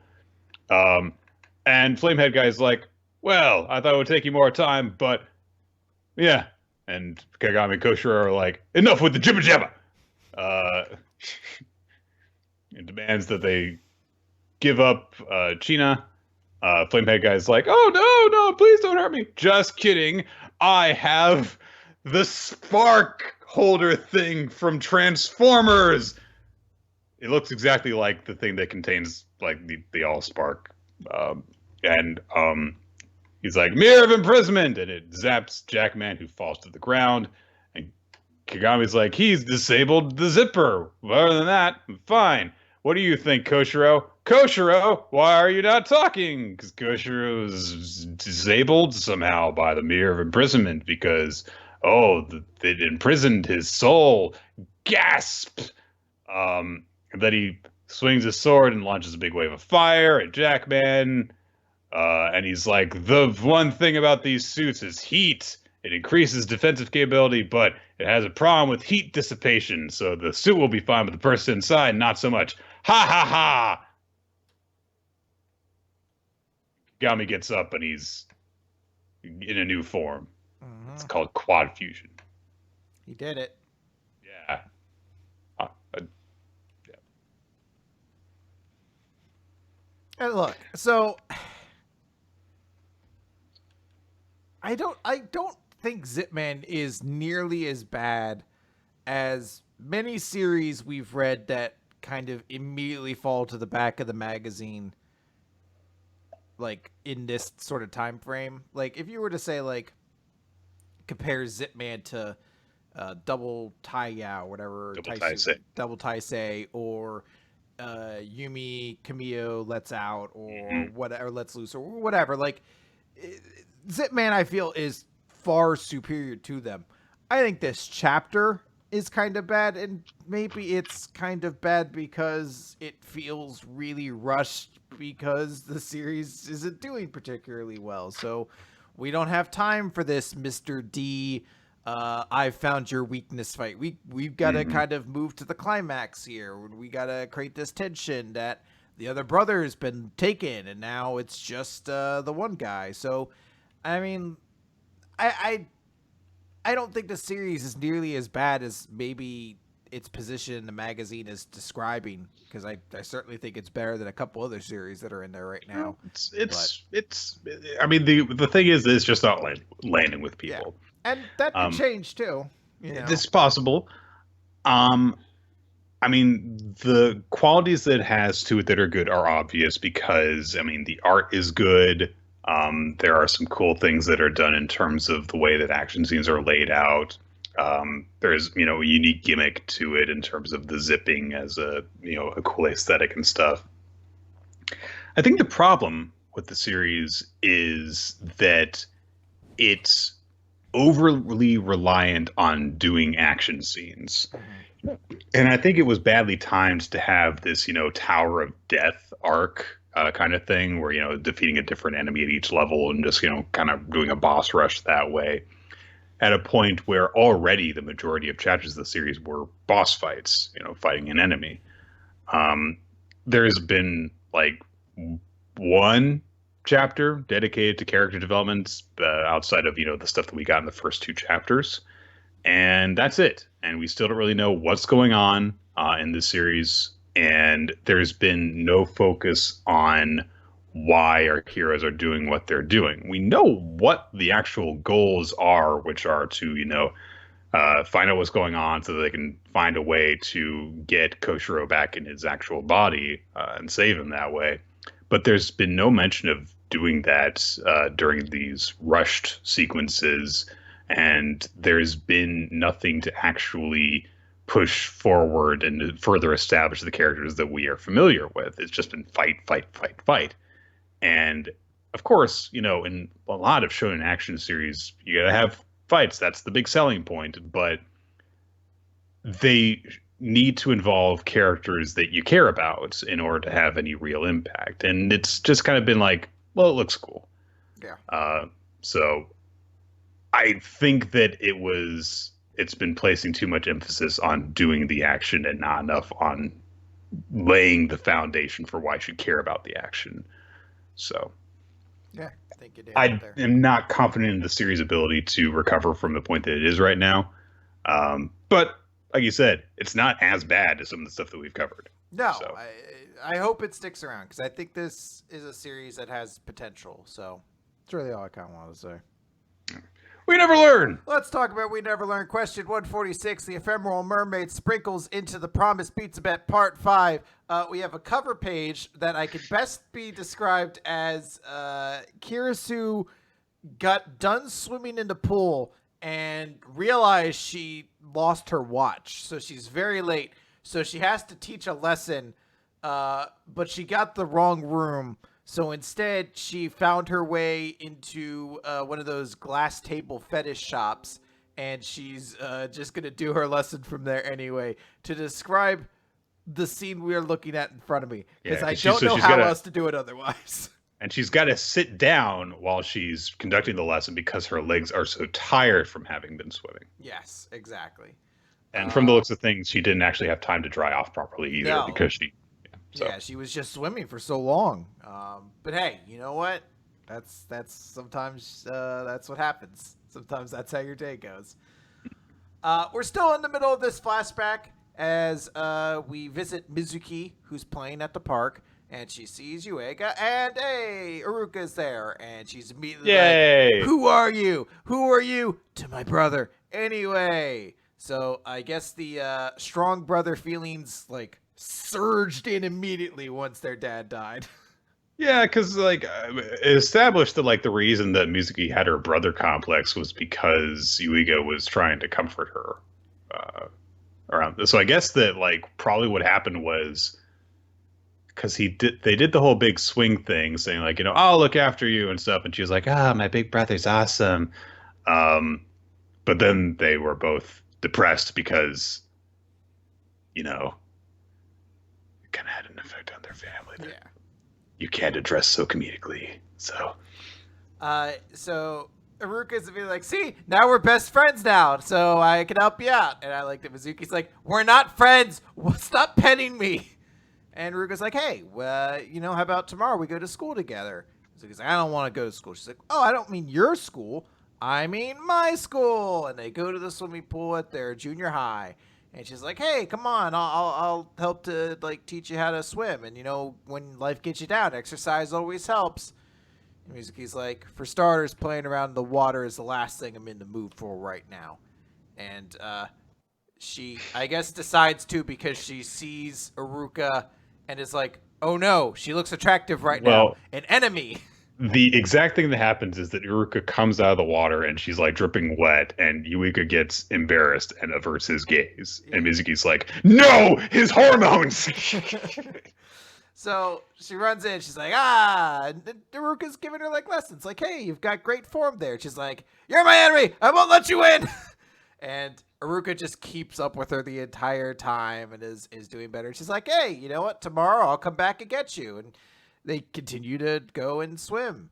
And she's like, wow, you've gotten so much faster after just a few weeks. You know, hey, time's up. Yuiga comes to pick her up. She's like, all right, well, I'm going to see you here tomorrow. And Yuiga's eventually walking her. And he's like, you know, you've really stuck with this. And she's like, well, I don't like to let anyone beat me. And tomorrow I'm going to outswim her. And Yuiga just thinks to himself, like, she's competitive, but she doesn't realize, you know, she's competing with a swimming genius. She's in a whole different league. And Mizuki's like, oh, wait, hold on, I forgot my towel. So they run back. After they grab it, they realize, like, oh, hey, Iruka's still in the pool swimming. Like it's dark out at this point. And she's like, yeah, it seems like she stays late every night and practices by herself. And, you know, there's a lot of amazing athletes out there, and so she's got to, you know, work 3 or 4 times as hard as everyone else if she wants to win. And Yuiga thinks back to how he was like, I'm a slow learner. I have to study 3 times as hard as everyone else. And she's like, you know what, big brother? I want to be like Takamoto senpai. I also want to find something I can really devote myself to. And I think if I had that, I would like going to school. So we cut to the next day, and she did it. She's going to school again. She found something that she's really into. And Haruka's actually crying because of how happy she is.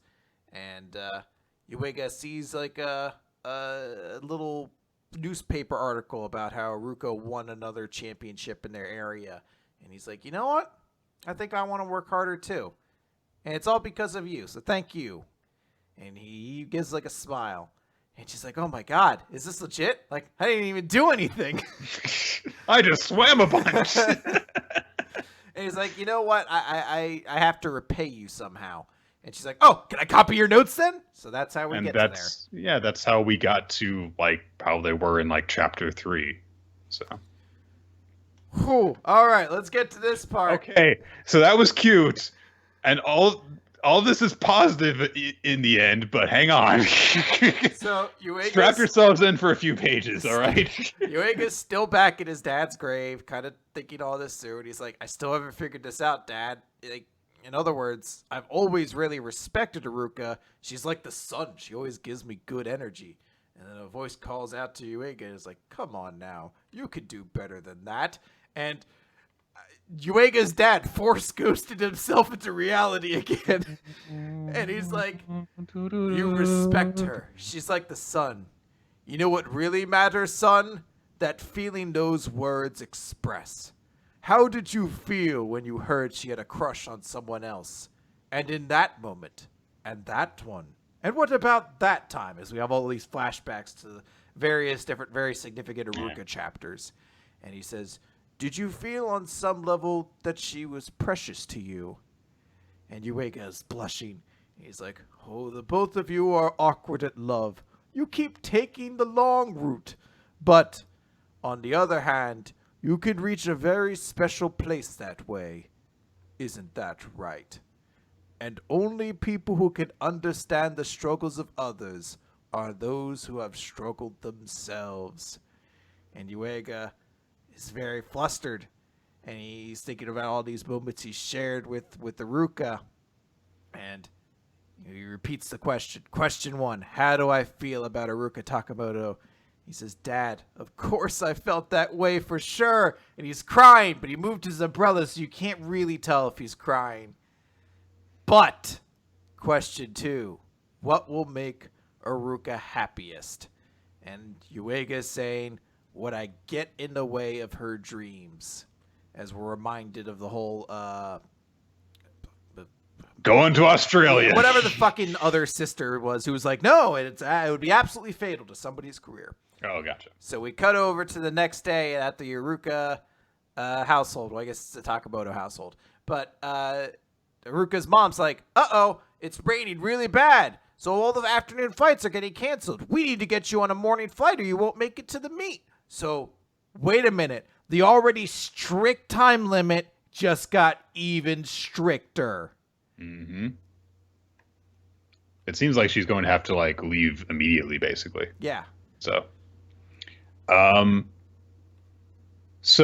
first off, this chapter itself is wonderful. I love the way that the flashback goes, and it encompasses in a very short time, but very, because like it establishes the entire relationship between Mizuki and Haruka in terms of why she sees the way that she does in just a few pages, and it works really well because it's a very simple interaction between two young characters, and yeah, it makes sense. It's like, okay, yeah, she got provoked a certain way, but over time they bonded, and that's why she respects her, is because she took that time in order to give her motivation and not give up. And also it makes perfect sense why Yuiga respects her, because she motivated him to keep on trying and got him to the point that he was at the start of the series. And then there's a conversation between Yuiga and the spirit of his father, or his memory of his father, whatever, where it seems, it's not a 100%, it seems that Yuiga loves Haruka in return as well. But I do love that the questions that Yuiga asked were, that 1-2 punch of, how do I feel about her and what would be best for her for me to do? Because this is a situation where like you have to answer both. Like Because of course there's the problem of like, okay, well, if I love her in return, it still might not be good for me to say that because because she's going away. But also, you can't just say like, well, if she's going away, then I should just, leave that away because that's not fair to just ignore any potential feelings that you might have in that situation. So you have to answer both. And then, of course, we've got this sudden time limit thing of, okay, well, what's Yuiga going to do? Is he going to go to Haruka before she leaves? If he does, what is he going to say to her? What's going to come from all of this? Is he going to get to do what he wants to do at this moment? So there's a lot of great stuff in this chapter. It's wonderful. I want to think that probably this is going to be put on the back burner for a bit because obviously you could have the resolution of, well, Yuiga decides that they can't have a relationship because of this. And that would be a very realistic thing, deciding that it's not the best to start a relationship when you're going to be away from each other, not able to see each other. Some people, that's, take it from me, it's hard to do it. So, and these guys are kids who are younger than I was when I started a long distance relationship and was able to get it to work. And one way or the other, there are still 4 love interests, but at least 2 that we have to resolve things with. So obviously, if it's decided like, okay, Yuiga and Haruka aren't going to get together, then we've got to establish stuff with Ogata and Fumino. But I think it would be weird one way or the other to just have Haruka just not be around until the end of the series while all that's getting resolved. Like it seems as though to me this is going to be put on the back burner and then it's going to be brought back. So very possible. I think it's somewhat telling that his dad also says like, you guys are really bad at this. You keep choosing the longest route possible. Mm-hmm. It feels like that was a very telling statement to this series. Not just the fact that it's a long-running harem series. So, well, and keep in mind what the spiritual predecessor to this was, where Chitoge had to go away for a while before she and Raku got together in the epilogue. So, yeah, I think we may very well see. I feel like we're moving towards something very exciting.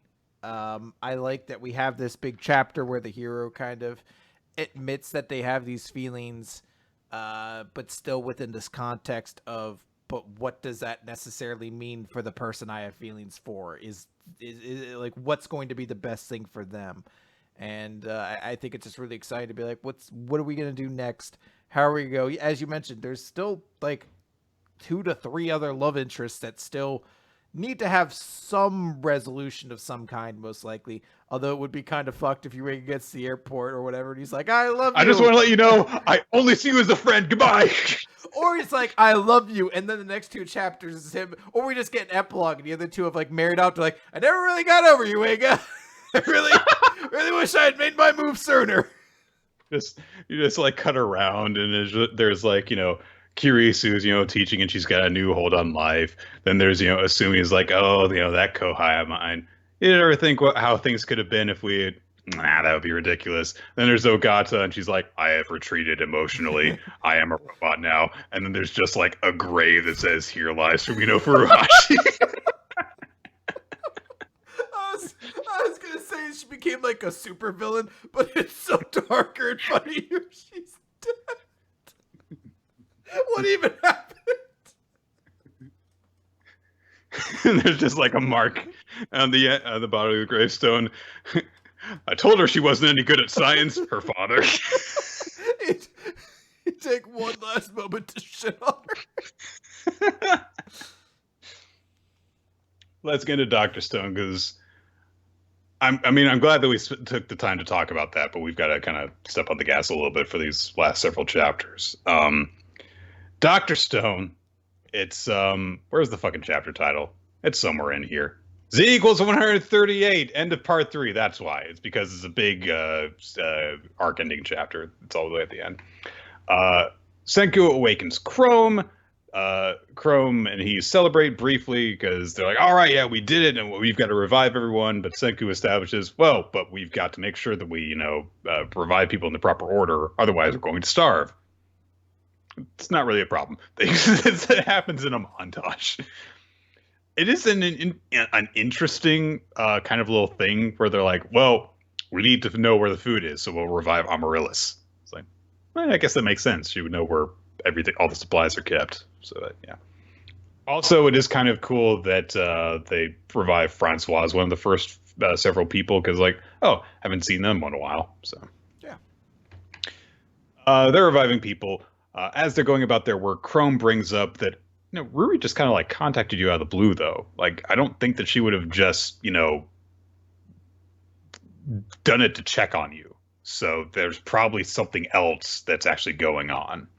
Amaryllis, brings up like, wait a minute, talking about her with that level of trust, is Ruri Chrome's girlfriend or a former lover? Francois was immediately like, actually, I hear that she's Senku's ex-wife.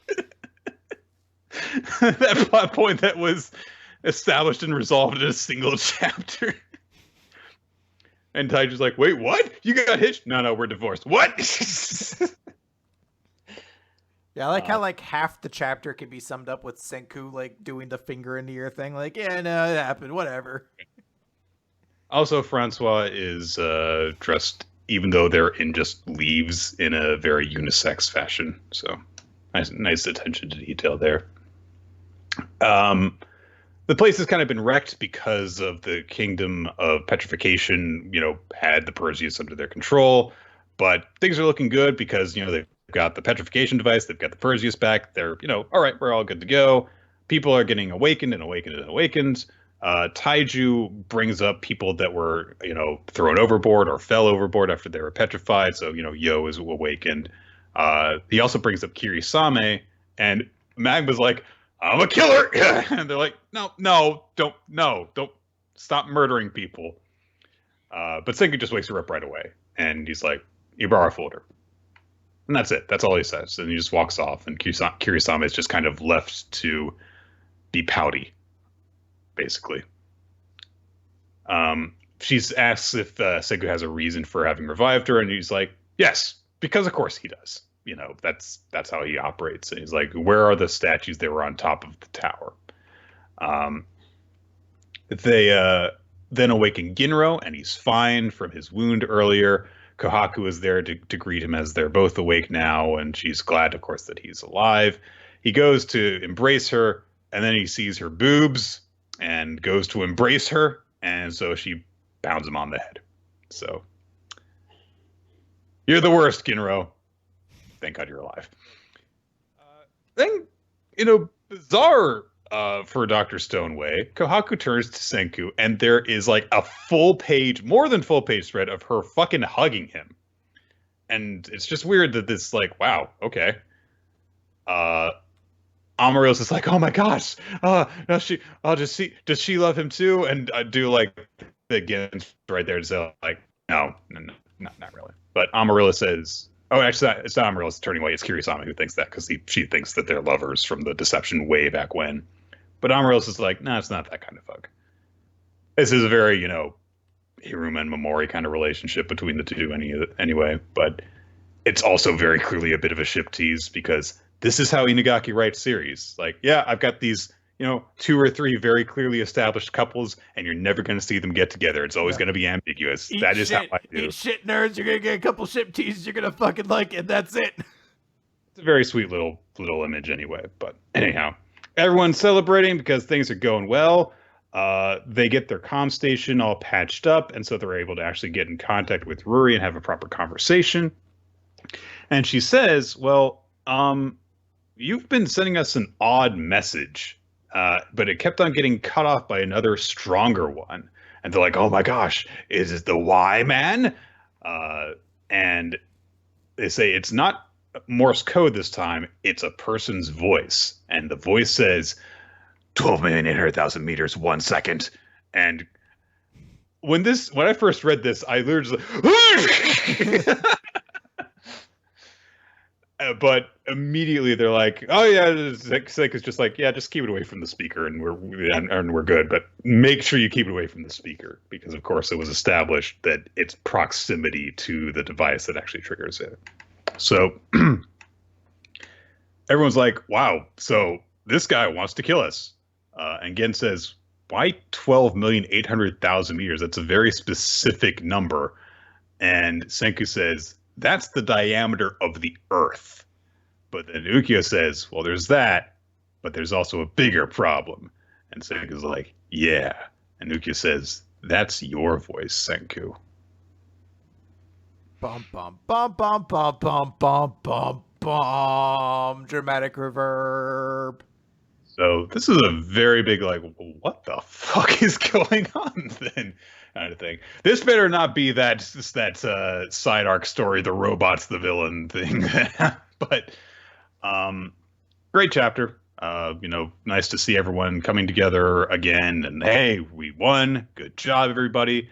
Everyone's safe and sound, and we get to enjoy that. And then apparently, another Senku is trying to kill everyone. How the hell did that happen? So that's it. I think this part 3, was sort of an odd part because we set it up with the idea of, the Y Man, and then the rest of the arc had nothing to do with the Y Man. But it was still a really entertaining detour. We kind of closed a few loopholes. We covered a couple different things. We got introduced to a couple new characters. I guess Amaryllis might potentially be joining the group. I don't. Kirisame. Kirisame. Well, Kirisame and potentially Amaryllis. Well, yeah. I mean, I was assuming that Amaryllis was part of the group because she's just there during all the group moments. So, but yeah, I think it's pretty exciting. I think this was a fun arc. It kind of didn't have a ton of direction to it at the start, but everything kept building and it became really satisfying. I mean, it was definitely seeing the way that this arc ended up coming together did give me confidence that, like, okay, well, I mean, we had the whole Tsukasa thing that's resolved, but you can still keep on going forward and having adventures and stuff that will be interesting to see unfold. So this could have very well been a Aizen's been defeated, you should have just ended the series kind of thing. But instead it was like, all right, no, still good. So all right. Chainsaw Man. Chapter 57. Suddenly. Yeah, you're damn right, chapter title. So the agent who's actually an assassin in disguise, who went to the was it Violence Devil? Yeah, Violence Devil. And Cuba, her name's weird. Anyway, so they all three of them show up together in front of Aki and the main group, and oh, pardon me. He says, like, oh yeah, the other agents were killed, so I needed to get out of the hospital so I could be here because I want to avenge my friends. Then Power gets distracted by, like, hey, is that your car? Yeah, I bought it with my own money so I can chauffeur my family around with it. Really? Well, give me a ride. I'm tired of walking everywhere. Hey, this looks like my car. Yeah, it's my car. Did you steal this from me? No. Yeah, it's my car. It's mine. Just gets in the driver's side car. Yeah, if you got a problem with that, I'll kill you. So, meanwhile, there's a conversation going on. The disguised assassin approaches Denji. He's like, hey, you the chainsaw guy then? Yeah, well, I'm a pro, so I'll help you out then. Put her there. And Denji's like, I don't want to touch your hand. He's like, just shake his hand. And I don't think that either of them know how to shake hands. No. Maybe you could presume he's preparing to do some kill move. Yeah, so he's just kind of like pulling him in close kind of thing. Yeah. And Denji's just trying to give him the dead fish because he's like, fuck this guy. I don't want to touch dude's hands. So yeah, Denji sticks his hand out like open palm, and the other guy just kind of grabs it. and neither of them are going for the proper way that you shake hands. But at that moment, the car hits him. So Denji and the disguised assassin go flying. The assassin, the back of his head hits a barricade, and he's dead. And Denji basically should be dead too because he got hit by a car, but he's a devil, so he's fine. So there's just a bunch of silent pages, and everyone just like looks over at the car. Her Power's like at the wheel, going, ah. Power takes a moment to compose herself, and she's like, "Well, it's your car, it's not mine." She's like, "But you, oh, are you trying to shift the blame on me, you murderer?" Gets out of the car and slams it. She's like, "I wasn't driving, it's her fault." I fucking love Power so much. And immediately the dude's face changes, and she's like, "I thought there was disguise. I meant to do that." It was all me. I'm the hero. I avenged you, Denji. So they analyze this. One of Denji's bodyguards analyzes the situation. Is like, oh yeah, this guy is one of 3 brothers who has got a contract, so that leaves 2 more, and they could have replaced any of us. So we should, make sure that we show each other our devils so that we can actually verify our identities. I'm fucking poor. She's just still in the car crying. Everyone's like, what a monster. Including 2 guys that are in focus, who then we join in an alleyway where one of them is throwing up, and they're actually the other 2 brothers. And one of them's like, just fucking calm down. And the one who threw up's like, no, I can't stay calm after that. So the one who didn't throw up's like, I'm gonna go kill that damn fiend. Wait a minute. He gets yanked out around the corner and killed. And the bodyguard who proposed that there were 2 brothers left comes around the corner. He's got this creepy smile on his face. He sees the 3rd brother in disguise, still with his vomit in front of him. And he's like, hey, you don't look so good. And he's like, I just saw 2 people die in an accident. And so the bodyguard just walks back around the corner saying, well, yeah, I guess a pro wouldn't puke. And that's the end of the chapter. So, hey, that whole thing establishing that one of the brothers was, really not very calm in dire situations and stuff came back. So a little payoff for that, and I guess we're gonna find out what happens with him soon. But yeah, this was definitely the Power show, starring Power, and also other people were there too. But you mentioned a couple times that he was the bodyguard. We don't know who this person who just killed the 2nd brother is, do we? That was one of the guys. That's the guy who said that they should verify each other's identities. He's not that guy, but he's the one who's like, oh, 3 brothers who work together. So he's one of the guys who's assigned to protect Denji, I think. Is he?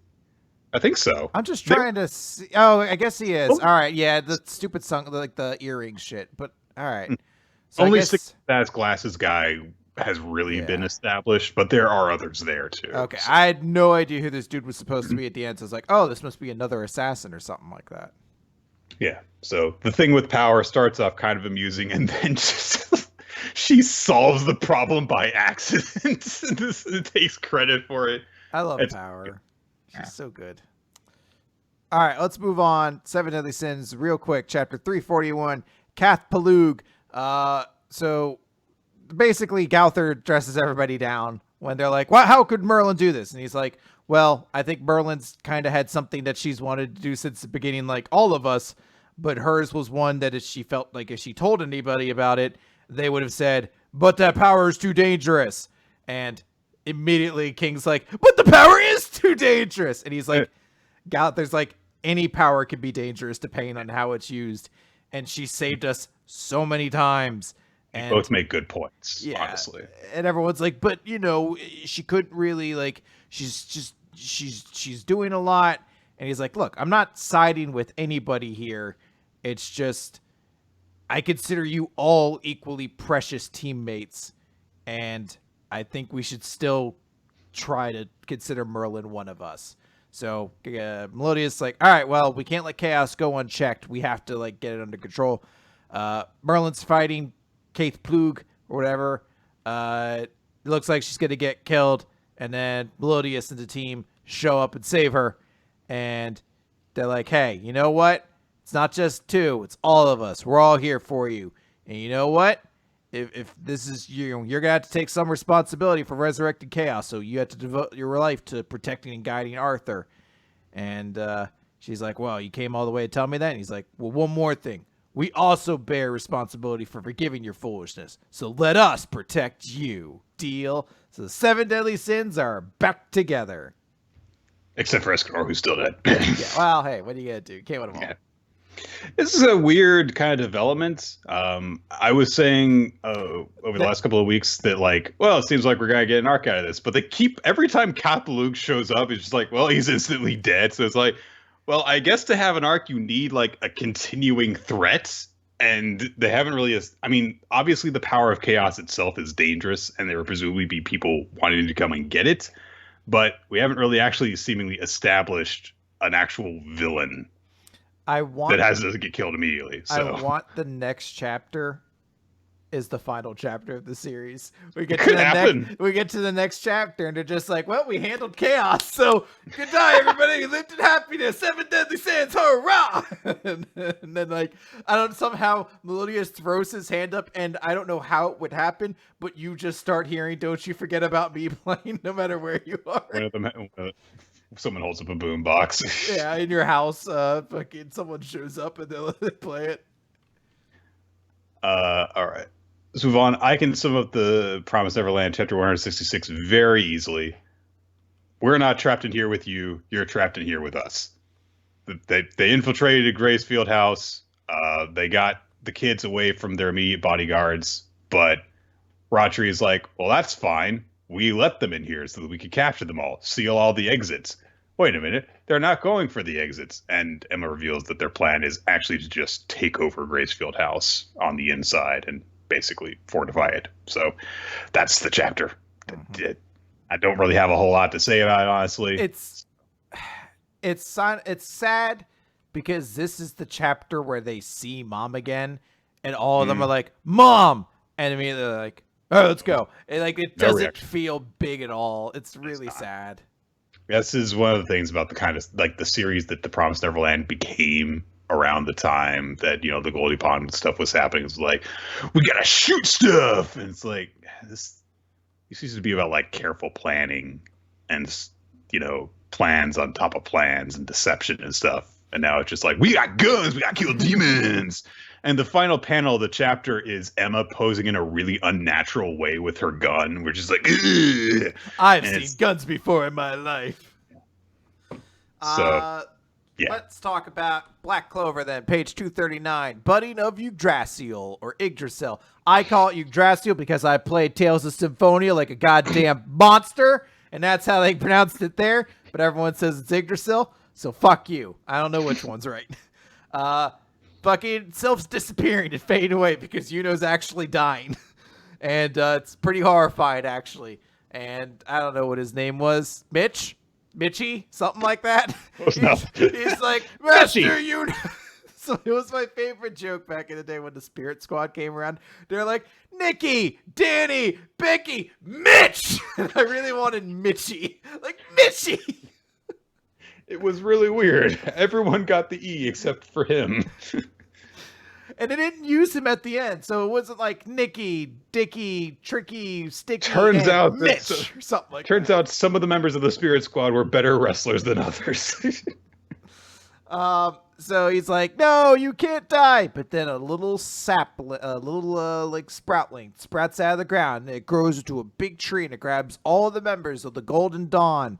And it's the World Tree Recovery Magic, Budding of Yggdrasil. I'm going to say it like that to annoy the people that think it's the other way. And Yuno wakes up because he's not dead anymore. And we see Klaus wake up and Compass Girl and a bunch of members. And they're like, this is Master Vangers's World Tree. He saved us even though he was so wounded. He spended all that magic on us. And they're like, but wait, where is he? He must have been taken away. And then Yuno's like, where's everybody else? And then we just get a gruesome visual of a bunch of corpses on the trees of all these dead members of the Golden Dawn, because they're like, oh, it saved those of us who were near death, but everyone who was already dead are just dead. And they say, makes sense. Yeah, and they say half of us, half of the Golden Dawn are dead. And Yuno thinks, if only I'd been stronger, and he screams out in agony. And it is, holy shit, they've actually made Yuno into a compelling protagonist. I was like, wait, he has a motivation for getting stronger that isn't his friend said, I'm going to be the Wizard King? Yeah, it's amazing what you can do with a little bit of, like, just a little bit of effort. Like, it did not take very long to make Yuno way more interesting as a character. Like, I mean, he suffered consequences because he wasn't strong enough, because there wasn't something that he could just decide to be stronger because he wants to be the Wizard King, and then he solves everything, which took a while, but okay, there you go.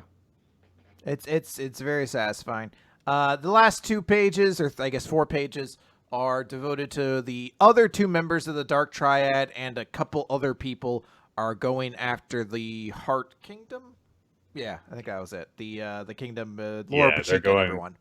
And meanwhile, the king is actually targeting Yami. So so I guess it's not the other 2 members of the Dark Triad. It's just the one, basically, and then the king is going after Yami. So yeah, let's see what happens. The Dark Triad members have been made out to be pretty fucking bamf so far. So let's see. Yeah. This is the kind of thing that I wish that it actually come out of the whole elf invasion thing, where it was like, well, what's one way that we can actually make it seem like the members of the Clover Kingdom can actually be face a challenge? Well, by turning half of them against the other. There you go. Oh, we solved everything while suffering like no casualties whatsoever. That we came out of this with more people than we went into it, because that we've got prisoners on our side, and also both Patry and Vengeance are here now. Yeah. Also, Sekre came about from that. Patry came from that. They're the prisoners who are now working for them. So there's like 5 extra characters that were working for the Clover Kingdom who weren't before. So. Yeah, I think this was a super good chapter. Like, in another week, this could have been the chapter of the week. It won't, because there are better chapters this week, but yes, this was a really, really good one. This is the kind of chapter that makes me excited for Black Clover. Can't wait to see how they screw it up. All right, let's cap things off here then. Favorite series and MVP. I feel like it's probably obvious, but let's go ahead and say it. So my chapter of the week is, I'm gonna give it to We Never Learn. I wanted to give it to Mashle, which is also really, really good, but I'm gonna give it to We Never Learn just because I really enjoyed it. And yeah, Power's the character of the week. Yeah. Gonna echo both those sentiments. We Never Learn was really good this week. Power was the clear standout in all of manga this week. So all y'all who made me read Chainsaw Man, well, thanks for doing it at the exact right time, I guess. It's worth noting that the audience picked apparently, I don't know, there's a tie, something's going on. It was Mashle, Magic and Muscles, but now apparently it's Mashle, Magic and Muscles and Chainsaw Man. They're tied, it looks like, for chapter of the week. And Power was almost universally the MVP this week, which makes sense. Yeah, it has to be, yeah. What was I gonna say? I said at the top of the episode, like, I'm glad for weeks like this where we get a ton of manga, so that we have some good chapters. But the chapters that were good this week were really good. Yeah. We had a handful of chapters that were incredibly good, and then a bunch of chapters that were just like, bleh. So it all evens out, I guess. So guys, that's gonna do it for Weekly Manga Recap this week. So thank you all for joining us. We record the show here on twitch.tv/Rolotzi starting around 7:30 to 8 Eastern time every Wednesday. If you want to check out more of our podcast, you can go on weeklymangarecap.podbean.com. That's where we archive all of our episodes. Also, of course, there's patreon.com/weeklymangarecap where we upload bonus stuff for champion level subscribers. We want to thank everyone who contributes to that Patreon, as well as the people who help make the podcast what it is. A Ninja X3i for maintaining the spreadsheet so that we can very easily reference who won the audience popularity poll, for example. You can also check out Miramar Votes, the Twitter account. We also want to thank Steve Mann, our title card artist, as well as Infamous Plan for making the visual frame for the stream. Milo Jack Stillitz and Winsdale Cheddar for making the opening sequence of the weekly manga recap as well. And join the Discord. Yeah, do it. I think that. I'll fist fight you. I don't know if I'll fist fight you if you don't or if you do. I don't really know which one I'm going with, but I'm gonna fist fight you. It depends on what you do, I guess. Yeah, but, really? Yes. Balls in your court, individual. That I have challenged to a fist fight regardless of what you do. Exactly. All right, that's going to do it. Goodbye.